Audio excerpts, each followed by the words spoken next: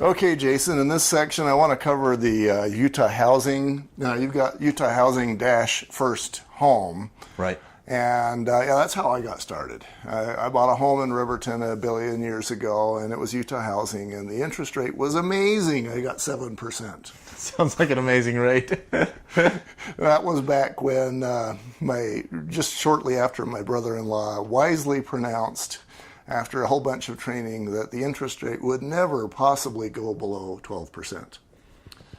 And so I got this amazing 7% loan. And yeah, nobody wants that now. But it was awesome for me. Yeah. So is that what the Utah housing program is all about, is for first-time home buyers? Not necessarily. It used to be more geared that way, but actually they have 4 programs now. Okay. A few options. The first home program is just that. It's first-time home buyers, which is an interesting term in the mortgage world.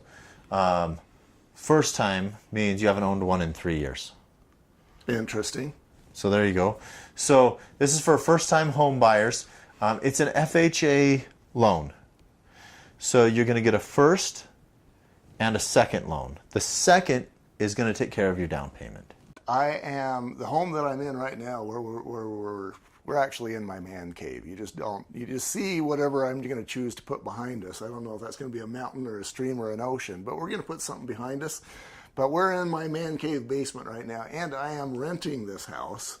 And I've been here for 2 and some change years, so after I go 3 years, you're saying I could become a first-time home buyer again. Right. You would be a first-time home buyer. And I would pick up on some better rates because I'm a first-time home buyer. Yeah. Not necessarily better rates across the board, but as far as Utah housing goes, yes, you'd qualify for the first home program. So it's got a credit score limitation of 660. You got to be over that. All right. The second mortgage, you go up to 6% of the first. So this can cover a lot of the costs associated with the loan. Mm-hmm. Utah housing loans cost a little bit more to process and get done than a traditional FHA.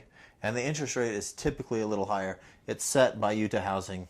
You can check it anytime, utahhousing.org. So it'll post the rates for all the programs right online. It has the guidelines. They're all right there. So they've got the first, the second, the minimum credit score. They've got a household income limit. Mm-hmm.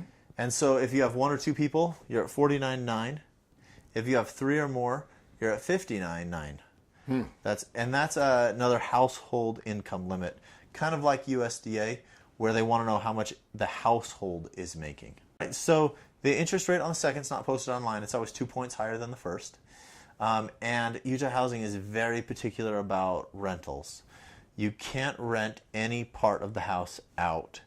And so it used to be that they wouldn't allow second kitchens. Not at all. But now they actually will allow them. So if you have a kitchen in the basement or something like that, the house you want to buy, that's just fine. But it can't be a rental. So if the MLS listing says, hey, this is a rental, the house is out. If the appraiser goes through and says the tenants were in the place, the house is out. Or if there's a second meter or zoned as a rental, duplex, then the house is out. The other thing is during the life of the loan, it can never be used as a rental. So if you want to buy another house, you can qualify for a conventional loan or another FHA or a USDA circumstantially. But if Utah Housing finds out you're renting the house, they can put in a recapture or call the loan due.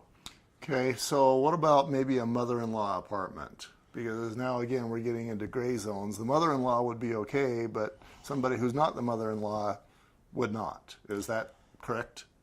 Determines on if they're paying rent or not. If you charge your mother-in-law rent, you're out. Okay, so it's really about the rent, which I'm sure is hard to prove. Right, right. One thing, this is a Utah program. They would have access to your tax returns, and that's typically how they bust people if you're declaring rental income on your primary residence or on the home that you have the Utah housing loan on. That's how they see it and instigate repercussions. Okay. All right. Remind me not to charge my mother-in-law next time I do this. Okay, anything else?